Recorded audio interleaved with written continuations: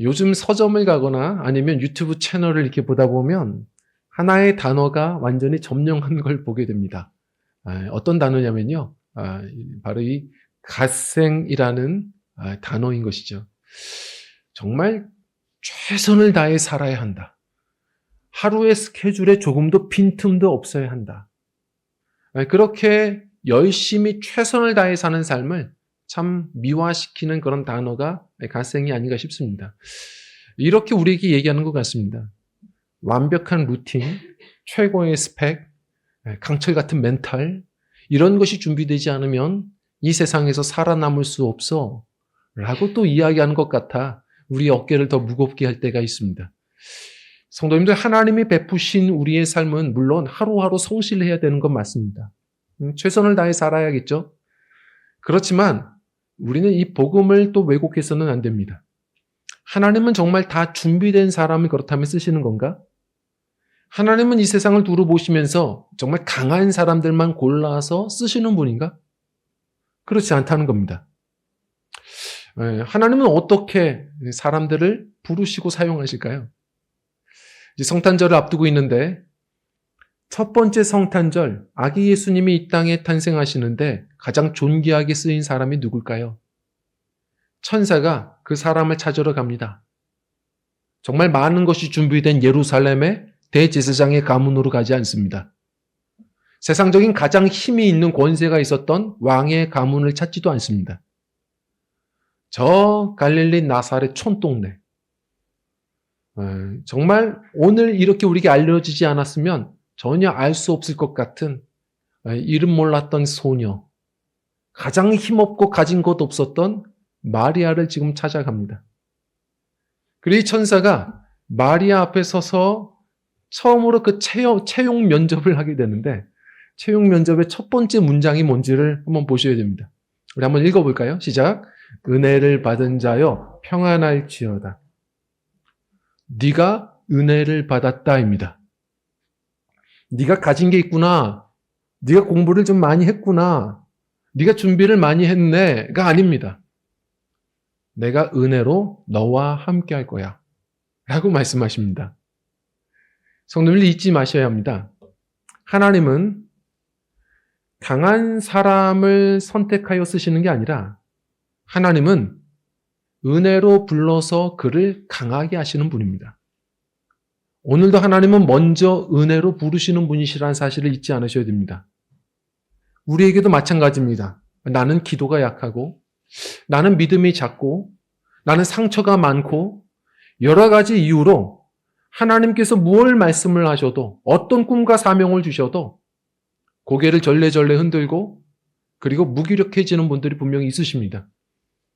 저는 오늘 이 마리아와 같이 반응하시면 어떨까 싶습니다.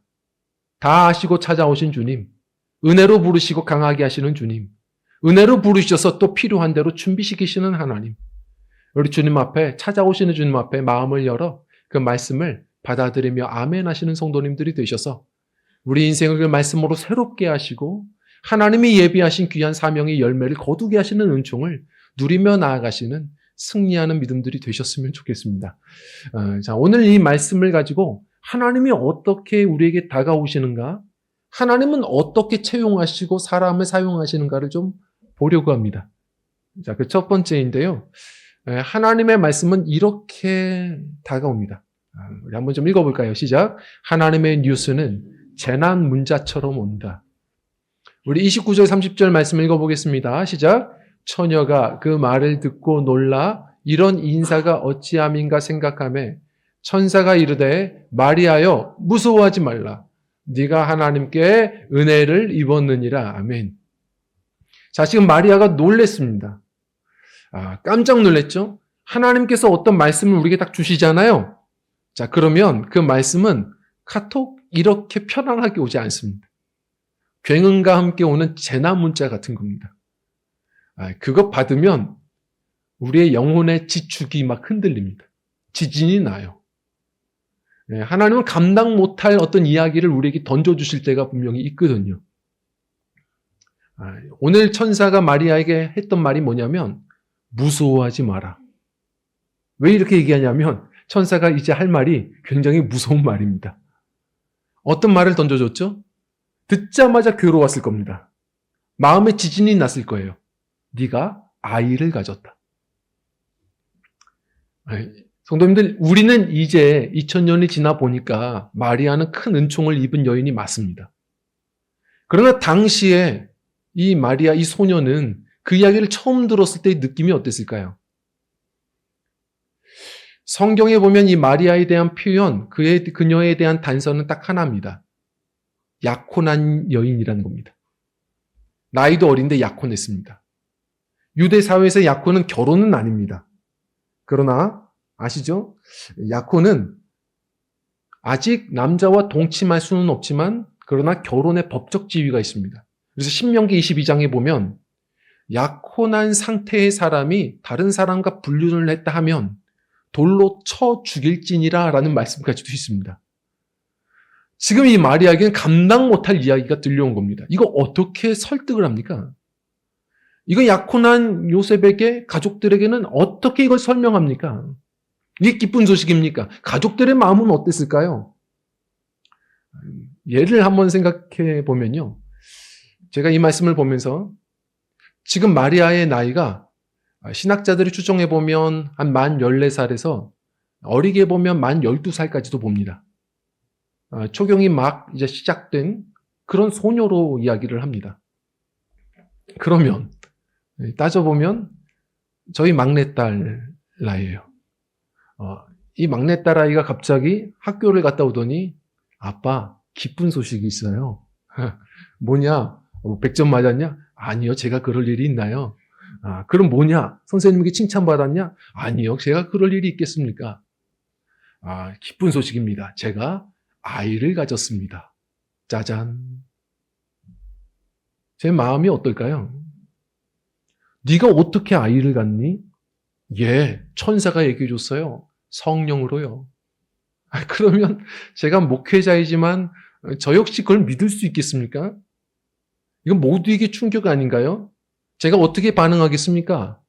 성경의 요셉과 똑같이 반응했을 겁니다. 이은 일은 의로운 사람이라 조용히 호적에서 파고자 하여. 저는 호적에서 파버릴 겁니다. 얘를 어떻게 가만히 둡니까? 성도님들, 이거는 모두를 불편하게 하는 충격적인 사건입니다. 이건 재난 문자예요.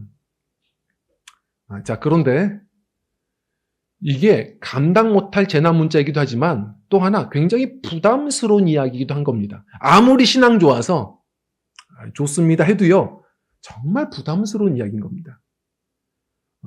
지금 이 안에 있는 아이는 누구라고 이야기를 하나요? 오늘 천사가 이렇게 얘기합니다. 그 아들은 예수라. 이 땅에 오신 구원자라는 겁니다. 온 유대인들이 그토록 기다렸던 다윗의 왕이 영원한 왕이시라. 메시아랍니다. 이 안에. 성도님들, 얼마나 부담스럽습니까? 그 얘기 듣자마자 마리아는 10달 동안 떡볶이 먹을 수 있습니까? 없습니까? 없습니다. 콜라 먹기도 어렵죠. 얼마나 부담입니까? 매일같이 새벽 예배 해야 될 겁니다. 이 안에 예수님이 계시는데요. 그냥 10달 동안 내내 부담일 겁니다. 하나님의 말씀은 항상 그런 식입니다. 많은 분들이 저에게 주시는 말씀은 항상 편안한데요? 잘못 들으시는 것일 수도 있습니다.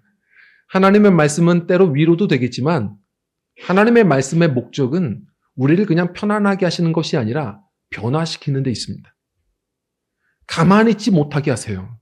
그래서 항상 나는 가만히 쉬고 싶은데 참 하루하루 사는 것도 버거운데 하나님께서는 자꾸 우리에게 맞지 않은 옷을 입히세요. 나는 지금 스몰 사이즈인데 하나님의 꿈 사명은 항상 2X 라지처럼 다가옵니다. 불편해요. 부담스럽습니다. 어떻게 그걸 감당합니까? 불안하고 두렵고 해요. 근데 그 순간에 우리가 해야 될 일은 뭐냐면 그냥 벌벌 떨 것이 아니라 마리아처럼 하셔야 됩니다. 가만히 주님 앞에 좀 엎드려서 기도하며 기다려 보시는 겁니다. 가만히 좀 진정하고 기다려 보시는 거예요. 그러면 두 가지가 옵니다. 하나님이 다 알려주시진 않는데 두 가지가 와요. 뭐가 오냐면 먼저 지혜가 옵니다. 이 순간에 내가 이렇게 한번 해보면 어떨까? 신기하게 하나님이 주시는 스텝이 보이기 시작합니다. 적어도 하나님이 주신 말씀 하나님이 이루시겠지? 이러한 어떤 신령한 지혜도 옵니다. 그 콩푸팬더에 이 마스터 우그웨이가 했던 유명한 명언들이 있잖아요. 그 중에 보면 그 친구이자 동역자이자 또 제자인 시프에게 이런 말을 합니다. 불안해하지 말게. 이 호수와 같아. 지금 이 흔들릴 때는 달빛이 보이지 않지만 가만히 좀 기다려보면 어느 순간 다시 답은 선명하게 떠오를 것이네. 우리도 그렇습니다. 우리 안에 어떤 혼돈이 있을 때 때론 하나님이 말씀해 주셔도 그게 더 혼돈스러울 때도 있어요. 감당되지 않을 때 있습니다. 그 순간에 진흙탕을 가장 맑게 하는 방법은 가만히 있는 겁니다.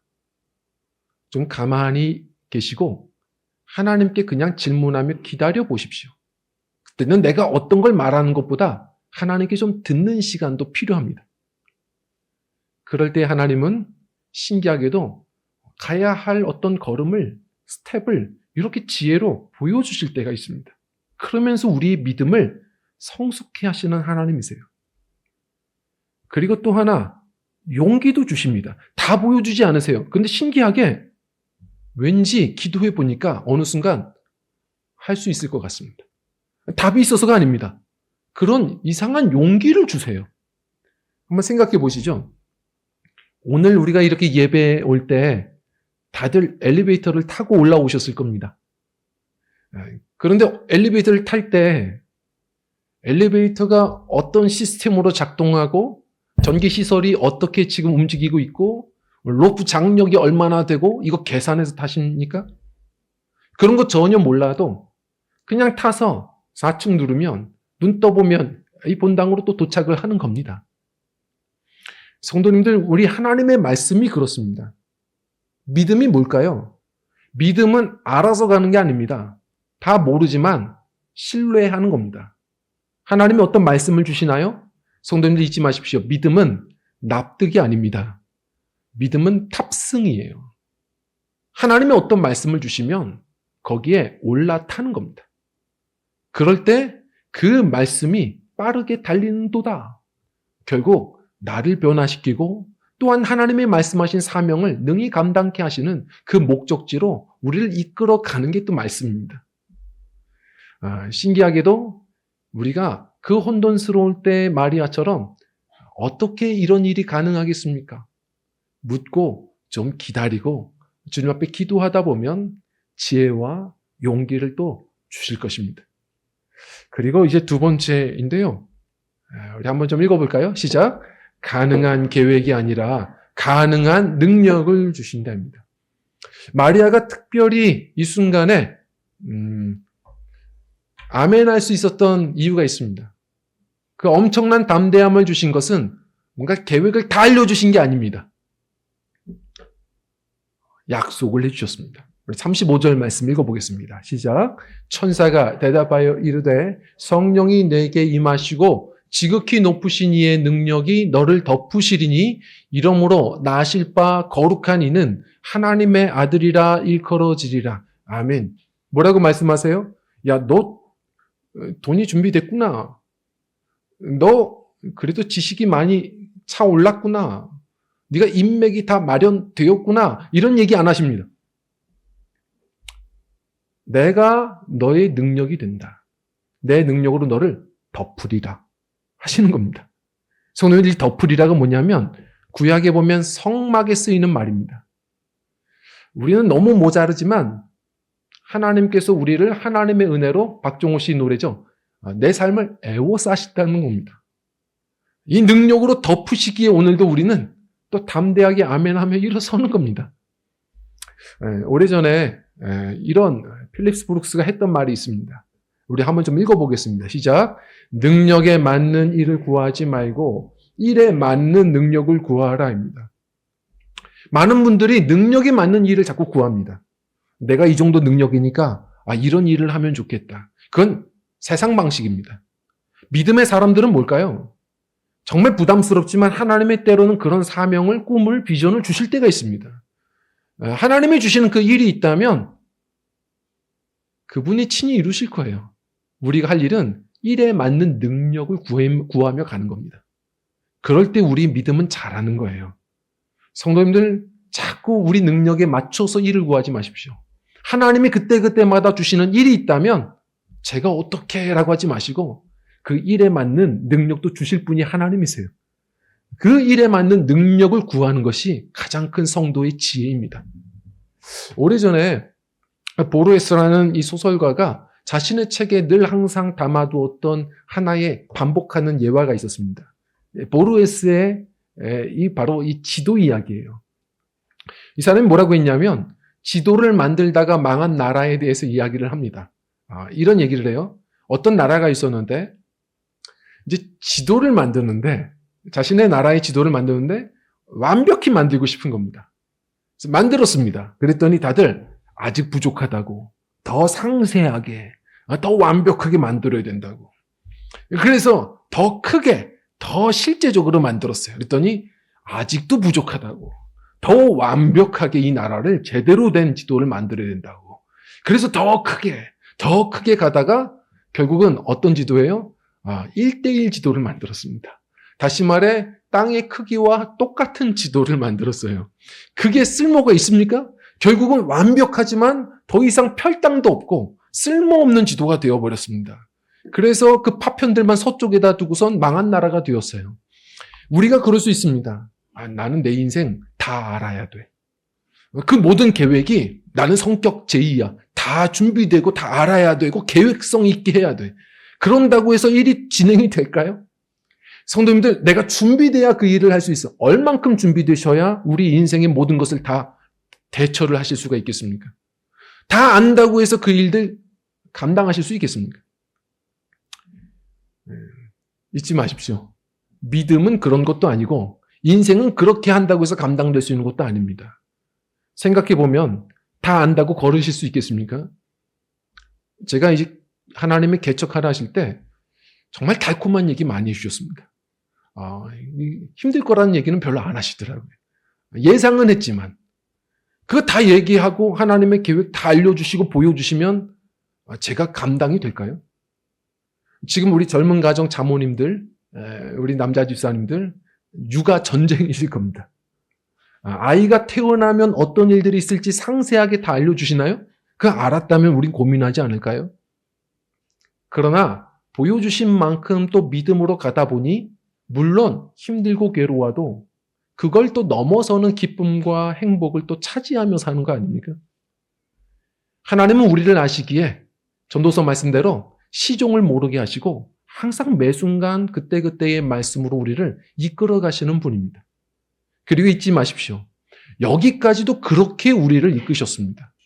은혜로 이끄셨고 그 순간마다 능력으로 우리를 덮어주신 겁니다. 제가 주일학교 때 열심히 부르던 찬송이 있습니다. 이제 와서 보니 이 가사가 그렇게 감동이에요. 자기 혼자 컸을까입니다. 포도밭에 포도가 땡글 잘도 열렸네. 자기 혼자 컸을까? 아니죠. 성도님들 여기서 빨간 글씨를 왜 했을까요? 같이 하라는 얘기입니다. 주일학교 아이들은 여기서 미칩니다. 아니죠 합니다. 다 같이 해보겠습니다. 자기 혼자 컸을까? 아니죠. 정말 혼자 컸을까? 아니죠. 위에 계신 하나님이 키워주셨죠. 성도님들, 우리가 여기까지 온 것도 은혜로 온 겁니다. 우리 스스로 컸습니까? 우리 신앙이, 우리 인생이, 우리 가정이, 우리 사업장이요? 씨를 뿌려보고 하나님 말씀대로 물을 줘봤지만 그래도 자라게 하시고 열매 거두게 하시는 분은 하나님이십니다. 우리가 해야 될 일은 오늘도 부르신 분이 강하게 하실 것이고 준비시키실 것을 믿으면서 오늘도 우리에게 주신 말씀만큼 또 일어나 걸어가 보는 겁니다. 은혜로 붙드신 주님이 또 은혜로 이끄실 것입니다. 자, 그리고 세 번째입니다. 우리에게 주시는 이 세 번째 말씀을 우리가 좀 한번 마음에 담았으면 좋겠습니다. 우리 같이 읽어보겠습니다. 시작. 당신의 실력이 아니라 아멘을 기다리신답니다. 다시 얘기합니다. 능력이 아닙니다. 능력은 주님께 있으십니다. 우리에게 지금 기다리시는 건 뭐냐면 네가 나를 믿느냐? 이 말씀을 네가 믿느냐입니다. 아멘 하기를 기다리신다는 겁니다. 우리 37절, 38절 읽어볼게요. 시작. 대저 하나님의 모든 말씀은 능하지 못하심이 없느니라. 마리아가 이르되 주의 여종이오니 말씀대로 내게 이루어지이다 하매 천사가 떠나가니라. 아멘. 지금도 천사 불편하게 하시는 분들이 있습니다. 무언가 하나님께서 어떠한 꿈을, 비전을, 사명을 주시면 고민하지 마십시오. 우리의 능력 믿고선 지금 맡기시는 게 아닙니다. 능력은 주님께 있다고요. 주님을 믿는 믿음으로 아멘 하기를 기다리시는 겁니다. 아멘 하며 나아갈 때 천사는 또 떠나고 또 다른 그 다음의 소식을 또 들고 오는 겁니다. 항상 왜 우리 하나님의 말씀 앞에 우리는 성장이 없을까요? 매 순간 우리는 우물쭈물하다가 아멘을 놓치며 사는 겁니다. 하나님은 항상 스텝 바이 스텝으로 이끄세요. 오늘 내게 주시는 그 말씀대로 한번 걸어가 보는 겁니다. 아멘 하면 나가보는 거예요. 위대한 여정이 시작되는 겁니다. 그 데이브 브레일스포드라는 사람이 있습니다. 이 경영 전문가였는데 당시에 이제 영국의 사이클 대표팀을, 국가대표팀을 감독을 했었죠. 근데 기적을 일으키지 않았습니까? 이 사람의 경영 철학대로 1%의 기적이었습니다. 하루에 다른 것 많이 못 바꿔도 1%씩은 바꿀 수 있지 않겠느냐. 그래서 그걸 시도해 본 겁니다. 선수팀 중에서 점심 먹을 때에 손을 안 닦는 친구들이 있습니다. 손 닦아야 된다. 갑자기 아플 수 있다. 병들면 안 된다. 손 닦는 것부터 하자. 그건 할 수 있지 않느냐. 손을 닦습니다. 사람들이 피로해 보입니다. 다른 건 못해도 베개를 한번 바꿔보자. 서로에게 알맞는 베개를 한번 선택해보자. 마사지 젤은 하나로 통일해본다. 그리고 사이클 안장은 하루에 1도씩 계속 조정해본다. 그걸로 뭐가 바뀌겠습니까? 하겠지만 1%가 결국 누적돼서 100%가 되는 거죠. 놀랍죠? 결국 그렇게 완성된 팀은 온전히 하나 돼서 베이징 올림픽, 런던 올림픽에서 무려 16개의 금메달을 땁니다. 엄청난 기적이었죠. 우리의 인생에 감독되시는 하나님도 마찬가지십니다. 우리를 아시고 다 말씀하진 않으십니다. 그러나 매 순간 한 걸음 걸을 자꾸 말씀을, 그 길을 우리에게 알리시고 말씀하신다는 겁니다. 그때마다 이것 가지고 내 인생에 뭐가 달라질까 싶으시겠지만 잊지 마십시오. 하나님의 말씀은 어떤 것도 작고 하찮은 말씀이 없습니다. 내 인생을 변화시키고 나를 통해 세상을 바꾸실 하나님의 모든 말씀은 모든 것이 다 크고 위대한 말씀이라는 것을 기억하고 아멘으로 나아가시는 성도님들이 되셨으면 좋겠습니다. 잊지 마십시오. 이 정도 되면 이 말씀 앞에 갑자기 이런 저항이 오시는 분들이 있습니다. 나는 그런 거 불편한데요. 제가 지금 나이가 얼마고 제 가정 형편이 어떤데 지금 제가 무슨 더 큰 하나님 나라의 꿈과 비전, 사명 이런 게 저에게 지금 크게 무슨 와닿겠습니까? 저는 그런 거 싫습니다. 저는 그냥 남에게 피해 주지 않고 제 몸 하나 건사하며 그렇게 사는 게 저희 소박한 꿈입니다. 성도님들, 그건 소박한 꿈이 아닙니다. 늘 말씀드리지만 그것은 이기적인 꿈인 것이죠. 하나님 앞에 오만하고 이기적인 겁니다. 하나님이 우리를 그래도 먼저 불러주신 이유가 뭐겠습니까? 어제 멈춰도 되는 나의 심장을 오늘 아침도 뛰게 하시는 이유가 뭘까요? 성도는 하루하루가 하나님께서 주신 사명의 기회라는 것을 놓치지 않으셔야 됩니다. 나 하나 예수 믿고 천국 가는 것, 하나님은 그래서 우리를 부르신 게 아닙니다. 먼저 부르셔서 나를 통해 나의 가족이, 나의 지인들이 예수님의 향기를 얻게 되고 많은 사람들이 주님의 말씀의 위로를 얻게 하는 데 쓰이는 복음의 편지로 우리를 부르셨음을 잊지 않으셔야 됩니다. 그래서 하나님은 우리를 있는 모습, 이 연약한 모습대로 사랑하시지만 있는 모습 그대로 내버려 두지는 않으십니다. 매 순간 말씀 주시고 부담스럽지만 능력도 주셔서 우리를 갈수록 예수님을 닮아가게 하시고 그 사명도 감당케 하시는 주님이시라는 겁니다. 교회사를 한번 돌아보시죠. 16세기였습니다. 저 스위스의 제네바에는 그 당시에 토사물들이 가득했고 범죄율들 그리고 매춘업들이 성행했습니다. 그랬던 답이 없던 도시에 존 칼빈이라는 사람이 들어가서 말씀을 선포하기 시작했고 종교개혁은 일어났고 그래서 그 땅이 그 도시가 지금도 개혁교회의 성지가 되었고 지금 인류국가 스위스가 탄생하는 또 하나의 비밀이 됩니다. 18세기입니다. 당시의 영국은 진해 도시라고 불렀습니다. 독한 알코올에 사람들이 대부분 알코올 중독자들이 늘어났고 탄광 중심으로 해서 범죄율들이 멈추지 않았고 거기서 폭동이 날마다 일어날 것 같은 분위기였다고 말을 하죠. 근데 그 순간 요한 웨슬리를 통해서 감리교 부흥운동, 기도운동들이 일어났고 그럴수록 놀라운 것은 수치적으로 범죄율들이 떨어지는 것이 목격이 되었고 결국 그 나라가 성도님들 신상의 나라, 선교하는 나라가 됐습니다. 19세기입니다. 피지라는 섬이 있습니다. 들어보셨을 겁니다. 이 피지라는 섬은 당시만 해도 아직까지도 식인 문화가 있었던 그런 공포스러운 섬이었습니다. 그랬던 곳을 포기하지 않고 선교사들이 꾸준하게 들어가서 복음을 전했고 복음을 받아들이자 놀라운 것은 사람을 삼던 가마솥을 어느 순간 세례탕으로 바꿔버렸습니다. 그래서 가장 많은 크리스천 복음화율이 가장 많았던 섬으로 뒤바뀌어 버렸고 어떤 사람들이 오든 가장 많이 환대해 주는 섬이 되었다고 말을 하죠. 다른 나라 얘기할 것도 없습니다. 조선 평양입니다.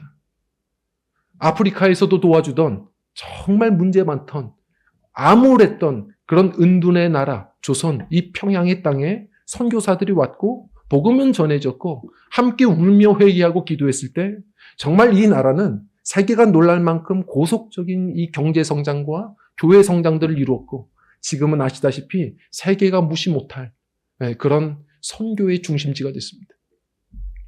이 모든 것의 공통점은 딱 하나입니다. 뭘까요? 그 땅에 예수님이 오셨기 때문입니다. 지금도 마찬가지입니다. 우리에게 희망은 나의 소유도 아니고 성도님들 나의 준비성도 아니고 나의 능력도 아닙니다. 우리가 마음을 열 때 임하시는 예수 그리스도인 줄 믿습니다. 주님이 임하실 때 오늘도 우리의 마음을 우리의 인생을 주님이 바꾸실 것입니다. 그리고 우리를 통하여 내 주변을 가만히 두지 않고 사랑하시게 바꾸실 것입니다. 성도님들 우리가 할 일은 무엇일까요? 어떠한 사명을 주시든 어떠한 말씀을 주시든 그걸 내 것으로 아멘하는 겁니다.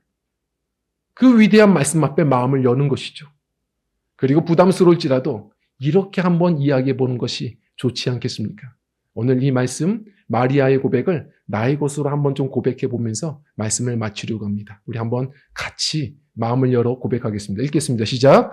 주여 나는 주의 종이오니 말씀하신 그대로 내게 우리 다시 한번 읽겠습니다. 시작. 주여 나는 주의 종이오니 말씀하신 그대로 내게 이루어질 것입니다. 아멘. 우리 찬양하고 기도하는 시간 갖겠습니다.